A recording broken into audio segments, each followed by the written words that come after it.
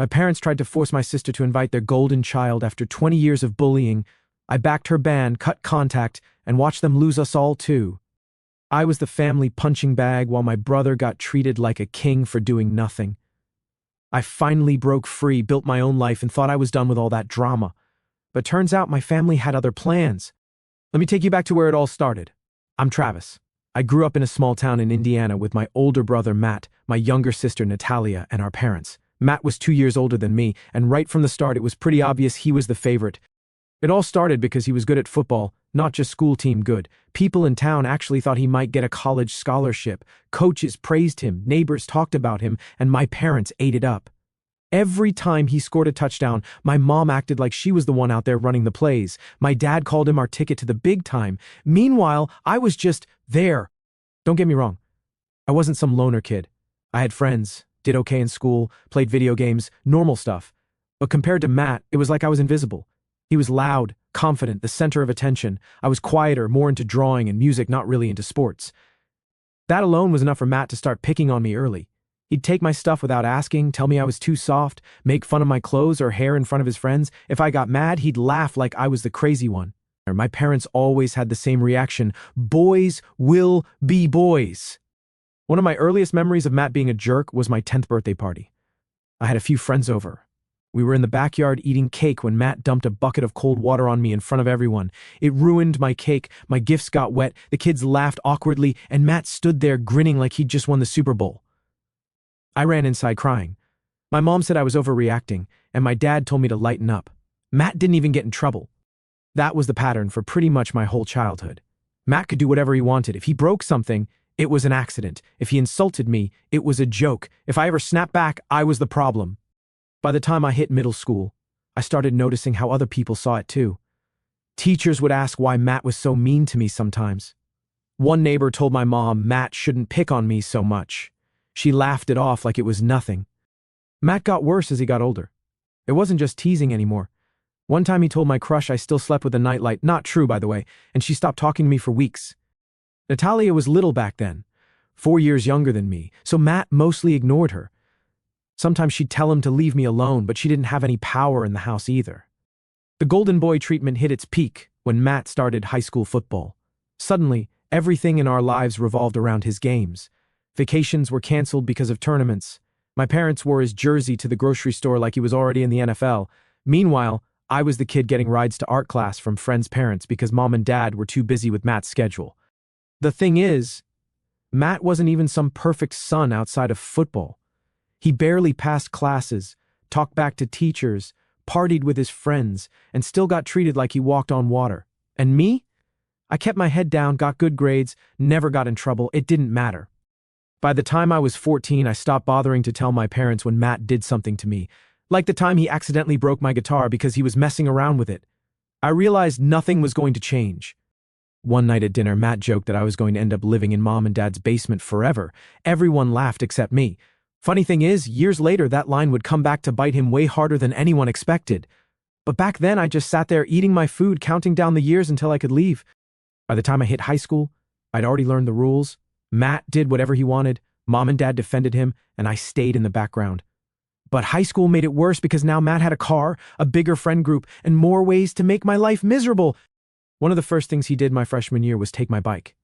He said he needed it because his car wasn't starting, which was a lie. He rode it to a friend's house, left it outside overnight, and it got stolen.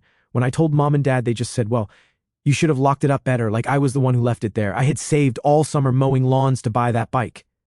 Then there was my first date. I was 16. This girl named Kayla from my math class. We went to the movies. Everything was fine until Matt showed up with his friends. Halfway through, he spotted us in the lobby and started yelling, "Hey, Travis, don't get nervous now, man. Don't cry if she holds your hand." Everyone laughed. Kayla was so embarrassed she barely talked to me the rest of the night. When I told mom about it later, she said, "He's just teasing. He doesn't mean anything by it." I started realizing Matt could burn the house down, and they'd probably blame the wind. The big turning point came Matt's junior year of high school when he was 17 and I was 15. Up until then, football had been the entire center of gravity in our house. Matt was the star, the future college athlete, the one everyone thought was going to make it big. Then one fall afternoon, after some fight with his coach about playing time, Matt thought he deserved to be the starting quarterback. even though the other guy was better. He quit the team mid-season, just walked out, told everyone he was focusing on his future. What future? He spent the rest of junior year and all of senior year basically living in the basement, sleeping till noon, staying up all night playing Fortnite, hanging out with his friends. My parents kept telling people he was taking a break before college scouts came calling. Nobody called. Meanwhile, I was actually doing fine in school. Sophomore year, I joined the music club, got a part-time job at a pizza place, and tried to stay out of trouble while Matt drifted around acting like the world owed him something. But Matt wouldn't leave me alone. He started messing with my stuff on purpose. He'd go into my room when I wasn't home, take things, hide them, sometimes break them. The worst was the guitar. I'd saved up for a year to buy it. Came home one day, found it in 2 pieces. Matt said he bumped it off the stand. Mom told me I should have put it somewhere safer. I lost it that time. The first and only time I actually shoved him. He shoved me back. We started yelling. Things got heated. Dad came in, broke it up, and guess who got grounded? Me, because Matt told them I started it. He even threw in some fake tears, saying I was always mad at him for no reason. I remember standing there thinking he could literally rob a bank, and they'd blame me for not stopping him. I started working more hours at the pizza place. Partly because I wanted money, partly because it gave me an excuse not to be home. My boss was this guy named Joe, ex-military. He liked me because I worked hard. Sometimes I'd stay late just to avoid dinner with my family. At home, everything still revolved around Matt, even though he wasn't doing anything. My parents acted like any day now colleges would line up to recruit him. Reality was he barely graduated. His GPA was trash. No sports teams wanted him, and he had no plan. The night of his graduation party was when things really exploded. Mom and Dad threw this huge backyard party, invited half the neighborhood. Matt was strutting around like he was king of the world. Someone asked him about college, and he said he was keeping his options open like he was in high demand. Later that night, I heard him telling people I was probably going to be stuck living at home forever. That was rich coming from the guy who had no job, no college plans, and no clue what he was doing. I didn't say anything then, but I remember thinking, one day, this whole golden boy thing is going to blow up in their faces. And it did. I moved out the same week I graduated high school, packed up my stuff, drove 3 hours to Purdue for college, and didn't look back. Mom cried like I was abandoning the family. Dad said, "Don't forget where you came from," which was funny coming from the guy who couldn't name a single one of my classes because he was too busy keeping up with Matt's old football stats. Matt didn't even show up to see me off. He was still asleep when I left. College felt like freedom. Nobody yelling at me, nobody breaking my stuff, no parents acting like I didn't exist.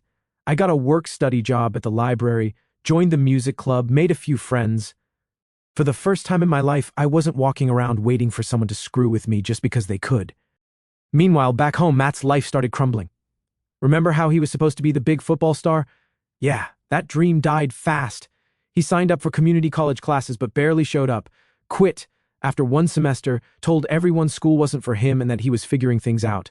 What he was really doing was sleeping till noon, playing Xbox all night, and mooching off Mom and Dad. They still acted like he was special. He just needs time, Mom would say whenever relatives asked what he was doing now. He's keeping his options open, Dad told people, like Matt was some free agent athlete instead of an unemployed 20-year-old living rent-free. I stayed out of it. I finally had my own life and wasn't wasting time arguing with him about Matt, but every time I came home for holidays, he found a way to start something. The worst was Christmas my sophomore year. I brought my girlfriend at the time, Rachel, to meet my family. I warned her ahead of time about Matt, but she didn't get it until she saw him in action. We were sitting in the living room just talking with relatives when, out of nowhere, Matt says, "Hey Rachel, did Travis tell you he used to cry every time he lost at Mario Kart?" Everyone laughed. Then he goes, "Don't get him too excited tonight. He might cry again." Rachel looked uncomfortable. I was furious, and Mom told me to stop being so sensitive when I told Matt to knock it off. That was the last time Rachel came home with me. Natalia wasn't home much either. A few years later, when she was 18, she started college in New York. I think she saw how things were and decided distance was the best option. She didn't come home for fall break, skipped a few holidays, and when Mom complained, Natalia just said she was busy. Matt acted like she'd betrayed the family. He told people she thought she was too good for them now. Funny thing was, Natalia actually kept in touch with me way more than with our parents. She'd call me about classes, her boyfriend Daniel, life in New York. She rarely mentioned Matt, unless it was to say she was glad she didn't have to deal with him anymore. By the time I was a junior, Matt was 22 and still living at home. No job, no school, no plan. He worked at a car wash for 2 months, quit because the boss was a jerk. Tried landscaping for a summer, quit because it was too hot. Every time he quit something, Mom said he just hadn't found the right fit yet. Meanwhile, Dad started pressuring me about visiting more often. He said the family was drifting apart because Natalia and I didn't come home enough. I told him maybe if things at home weren't always about Matt, people would actually want to be there. He didn't like that answer. Things finally blew up the summer before my senior year. I was home for a few weeks working a temp job to save money.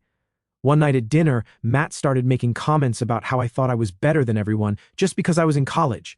I ignored him at first, but he kept going. Said my degree was useless, that I'd end up working at a gas station like half the people with degrees. I finally snapped and said, at least I wouldn't be living in Mom and Dad's basement at 22 with no job and no clue what I'm doing. Silence. Dad told me to apologize. I laughed and said no, because I wasn't wrong. Matt got mad, threw a roll at me across the table like we were 5 years old. I walked out and drove back to campus the next day, even though summer classes hadn't started yet. That was the last time I stayed longer than a weekend at my parents' house. After that, holidays were hit or miss. Sometimes I showed up, sometimes I didn't. Natalia was even worse about visiting than me. Mom said the family was falling apart. I thought maybe it was just finally falling into place. Natalia met Daniel during her junior year in New York. By then, Matt was 27, I was 25, and the gap between us felt bigger than ever. She called me about a month after they started dating, said he was smart, funny, had a good job lined up after college, and actually listened when she talked. She sounded happier than I'd ever heard her. I met him the next summer when they came through Indiana on a road trip. Daniel was one of those guys who didn't need to say much to get people to like him, confident but not cocky. Shook my hand, asked about my classes, even brought my parents some fancy coffee from New York as a gift. Mom loved him immediately, Dad too. Matt didn't. The first time they met, Daniel asked him what he was doing for work. Matt muttered something about taking some time to figure things out. Daniel just nodded and changed the subject. I could tell Matt hated that he wasn't the most impressive guy in the room for once. A few months later, Christmas rolled around. The first time the whole family had been together in over a year, me, Natalia, Daniel, Mom, Dad, and of course Matt. By then, Matt was 27, I was 25, and Natalia was a college junior. From the start, Matt was trying to act like the big man, bragging about his old football days, talking over people, cracking dumb jokes.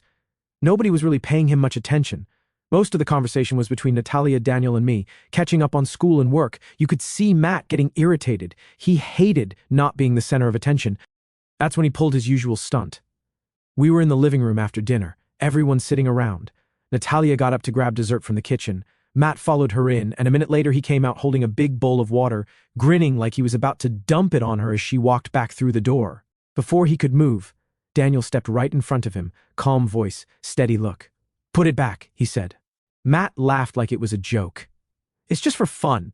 Daniel didn't move. I said, put it back. Matt froze for a second, probably realizing Daniel wasn't like me or Natalia. He wasn't going to shrug it off. Daniel leaned a little closer. You throw that, and you and I are going to have a problem. Matt stared at him, then slowly set the bowl on the counter and walked off like nothing happened. Natalia came back in, saw the bowl sitting there, looked at me. I just shook my head. Mom, of course, tried to smooth it over. Matt was only joking, she said. Daniel didn't even look at her. Doesn't seem funny to me. After that, the mood shifted.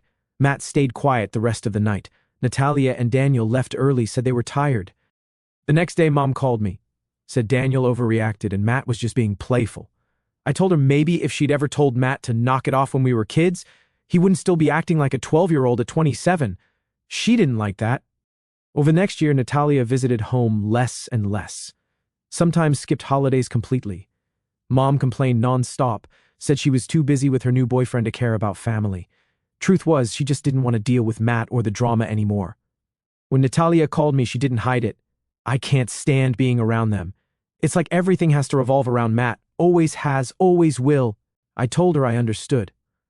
I was only going back for short visits myself by then. A year later, Natalia called and said Daniel proposed. She sounded excited but nervous. What's wrong? I asked. She hesitated. I don't want Matt at the wedding. I wasn't surprised. After Christmas, after years of him being the way he was, it made sense. What about Mom and Dad? I asked. I'll invite them, she said. But if they make it about Matt, they can stay home too. When she told them the plan, it went exactly how we expected. Mom said she was being unfair. Dad said it was a family event and Matt should be there. Natalia told them straight, he's not invited. End of story. They argued for weeks, called her selfish, said she was trying to split the family. Natalia didn't budge. Then rumors started that Matt might show up anyway. One of his friends told someone at the gym that Matt was going to crash the wedding because nobody tells him where he can't go. Natalia wasn't scared, but she wasn't taking chances either. Daniel had 2 college buddies who were cops. They offered to keep an eye on things. That's when I decided to visit Mom and Dad before the wedding. I was done staying quiet. Years of favoritism, excuses, and defending Matt had built up, and this time, they weren't going to talk their way out of it. I drove back home 2 weeks before the wedding. Mom had been blowing up my phone about how Natalia was tearing the family apart. Dad left me a voicemail saying the wedding was a disgrace without Matt there. When I walked into the house, Mom started right in. She can't seriously expect us to come if Matt's not invited. I told her that was exactly what Natalia expected. She's your sister, Mom said. You should be talking some sense into her. No, I said. She doesn't want him there and she has every right after everything he's done. Mom frowned like I'd just spoken another language. That night at dinner, Dad joined in. Your mother's upset. Natalia should reconsider. I set my fork down. Why? So Matt can ruin her wedding like he ruins every holiday? Dad leaned back. He's her brother. Yeah, I said, and he spent 20+ years treating her and me like garbage while you two look the other way. Mom told me to watch my tone. I told them they should have watched Matt's behavior 10 years ago. Then I asked them something that shut the whole table up. What exactly has Matt done with his life? He's 27, no job, no school, lives here rent-free, and you still treat him like he's the second coming. Dad said Matt just needed time. He's had time, I said. All of it handed to him, while you blamed everyone else for his screw-ups. And now you expect Natalia to risk her wedding day turning into another one of his disasters? Not happening. Mom's face went red. Dad told me I was being disrespectful. No, I said. What's disrespectful is you acting like he deserves everything and she owes him a place at her wedding after the way he's treated her. Nobody spoke for a minute after that. The next day, Mom called Natalia, trying one last time to change her mind. Natalia didn't budge. If you bring him, she said. Don't come at all. That set Mom off. She accused Natalia of humiliating the family. Natalia told her she was done arguing and hung up. Meanwhile, Matt was telling anyone who would listen that he was going to show up anyway. Natalia heard from one of his friends that he planned to bring a couple guys with him, said he wasn't going to let his own sister ban him like some stranger. When I told Natalia, she didn't even sound surprised. Daniel's friends will handle it, she said. I'm not letting him ruin this. 2 days later, I was at Mom and Dad's again, just to be clear about where I stood. You know if he crashes it, they're calling the cops, right? Mom glared at me. He wouldn't do that. He would, I said, because you've let him think he can do whatever he wants his whole life. Dad crossed his arms. You think you're better than him because you went to college? No, I said. I think I'm better than him because I don't make other people's lives miserable for fun. That's when Dad said something I'll never forget. If your sister keeps this up, we might not go either. I laughed. Then don't. Mom's mouth dropped open. Go ahead, I said. Stay home. Watch Matt sit in this house for the next 30 years while you keep pretending he's your little star. Nobody's going to miss you at the wedding if you can't respect Natalia's decision. Dad told me to leave. I said fine, but before I walked out, I turned back. You know what the saddest part is? Natalia's marrying a guy who treats her better than her own family ever has. Neither of them said a word. On the way out, I saw Matt in the driveway leaning against his car. He smirked at me. Big wedding coming up, he said. Maybe I'll make a speech. I stopped. You show up and you'll be leaving with a police escort. Try it if you want. His smile faded just a little. The day before the wedding, Mom texted me saying they still hadn't decided if they were coming. I told her to let me know so I could warn Natalia either way. She didn't respond. That night, Natalia called me. If they show up with him, they're out. Daniel already told the venue staff. You think they will? I asked. She paused. Honestly, I wouldn't put it past them. The wedding was on a Saturday afternoon at this outdoor venue about an hour from our hometown. Natalia and Daniel had kept everything small on purpose. Close friends, a few relatives, no drama if they could help it. But after the past month, nobody was sure how the day was going to go. I got there early because Natalia wanted me to keep her updated if anything happened with Mom, Dad, or Matt. Daniel's two cop buddies were there too, dressed like regular guests but keeping an eye on the entrance. By noon, guests were starting to arrive. No sign of my parents or Matt. At 1 o'clock, Natalia came out from the bridal suite looking stressed. Mom texted me, she said. She's saying they might be running late. Just her and Dad? I asked. She shook her head. She didn't say. Daniel walked over, calm as always. We've got people at the entrance. If he shows up, they won't even get past the parking lot. Natalia nodded but didn't look convinced. Half an hour before the ceremony, Mom finally texted me, "We're not coming. Not without your brother." I showed Natalia. She didn't even blink. "Okay," she said. Then Grandpa's walking me down the aisle instead. And that was it. No tears, no second guessing. She was done with them. The ceremony started right on time. Grandpa walked Natalia down the aisle while Mom and Dad were probably sitting at home with Matt, pretending they were the victims. The whole thing was perfect. Natalia looked happy, Daniel couldn't stop smiling, and everyone there was actually celebrating instead of dealing with constant drama for once. But it didn't stay quiet for long. Right after the ceremony ended, while people were heading toward the reception tent, one of Daniel's friends came over. "Heads up," he said. "Matt's car just pulled in." Natalia heard him. "You've got to be kidding me," she said. Daniel put his arm around her. "Go enjoy your reception. We'll handle it." I followed the cop over to the parking lot. Matt was climbing out of his car with two of his buddies. None of them were dressed for a wedding. Matt was in jeans and a t-shirt, like he was showing up to a backyard barbecue. "Turn around," the cop said before Matt even shut his door. Matt smirked. "I'm here for my sister's wedding." "Not invited," the cop said. Matt looked at me. "You going to let them do this?" "You've had months to get invited," I said. "Take the hint." One of his buddies muttered something about family's family. The cop held up a hand. "You step 1 foot past this lot, you're trespassing. Your call." Matt glared at me. "This is because of you. You turned her against us." I laughed. "She's been done with you for years. You just never noticed." For a second, I thought he was going to try something, but then Daniel walked up. He wasn't yelling. He didn't have to. "You need to leave," he said, voice calm but firm. "If you step past this lot, you're trespassing and security will make sure you're escorted out." Matt's smirk slipped a little. He looked at his buddies, probably realizing neither of them wanted to spend the night in jail over his tantrum. "This isn't over," he muttered, getting back in his car. "Yeah," I said. "It is." They drove off. Back at the reception, nobody even mentioned it to Natalia. She danced, laughed, took pictures, acted like nothing had happened. Daniel kept an eye on things, but Matt didn't come back. Later that night, when things were winding down, Mom finally texted Natalia again. "We can't believe you embarrassed the family like this." Natalia didn't even reply. She handed me the phone and said, "You deal with them." I texted back, "She didn't embarrass anyone. You did, by siding with Matt over her for 20 years. Don't contact her again tonight." Mom didn't respond. After the wedding ended, a few of us stayed behind to help clean up. Natalia hugged me before leaving. "Thanks for having my back," she said. "Always," I told her. On the drive home, I kept waiting for my phone to blow up with calls from Mom or Dad. Nothing came through. Until the next morning, Dad's voicemail was furious. Said I'd turned my sister against the family and disrespected him and Mom. I deleted it without calling back. Because here's the thing. They made their choice a long time ago. They chose Matt. Every time they defended him, every time they ignored what he did to us, every time they acted like the rest of us didn't matter, they chose him. And now they've got what they built.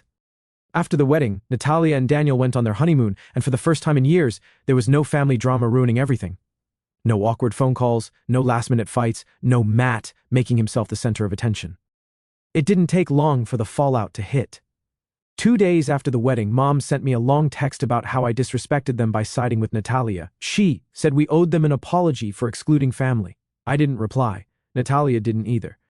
A week later, Dad left another angry voicemail saying we were tearing the family apart. Same speech he'd been giving since I left for college. I deleted it. Natalia told me she blocked them after that. "I don't need the stress," she said. "They made their choice. Now they can live with it."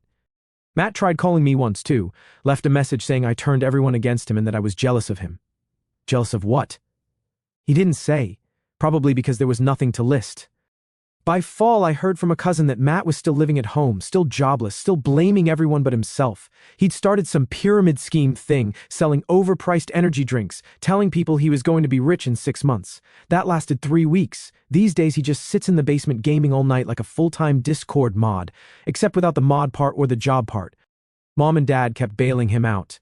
He ran up their credit cards, borrowed money he never paid back, and they just kept handing it over.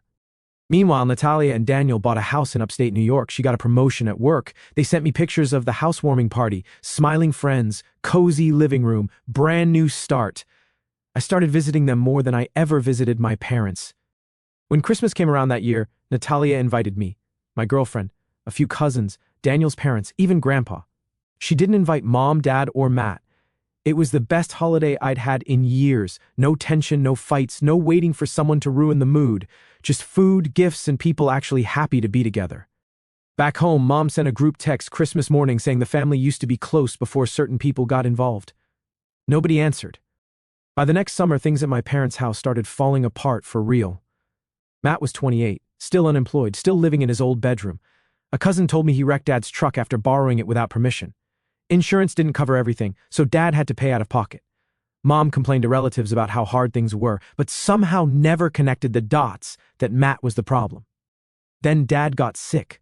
Nothing life-threatening, but bad enough he couldn't work for a few months. Suddenly, they realized neither of their other kids was rushing over to help.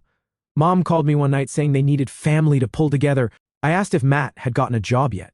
She said no, but he's trying. Same line I'd been hearing for years. I told her I hoped Dad got better soon, but that I wasn't moving back, wasn't paying their bills, and wasn't babysitting Matt when they couldn't anymore. She didn't like that answer. By the time Natalia had her first baby, Mom and Dad still hadn't met him. She said they could visit if they apologized for the wedding and admitted they were wrong about Matt. They refused, said they wouldn't be blackmailed, so they stayed home while Daniel's parents got to be the only grandparents around. Matt, last I heard, was working part-time at a tire shop, still living at home, still blaming everyone else for his problems. He posted on Facebook once about fake family turning their backs on him. Got 3 likes. A few months ago, Mom called saying they were rewriting their will. She hinted they still plan to leave everything to Matt because he needs it the most. I told her that was fine. She sounded surprised. You don't care? No, I said, because he'll burn through it in a year and then he'll have nothing, just like always. She didn't have a response to that. These days I see Natalia, Daniel, and the baby whenever I can. We spend holidays together, birthdays too. My girlfriend loves them. Daniel's family treats us like we've always been part of theirs. Mom and Dad still send the occasional text about missing the old days. I don't reply much. There's nothing left to say. They spent decades choosing Matt over everyone else. Now they can live with what they built. A grown man who can't take care of himself, and 2 kids who finally stopped waiting for them to change. For the first time in my life, it's quiet, and I'm keeping it that way.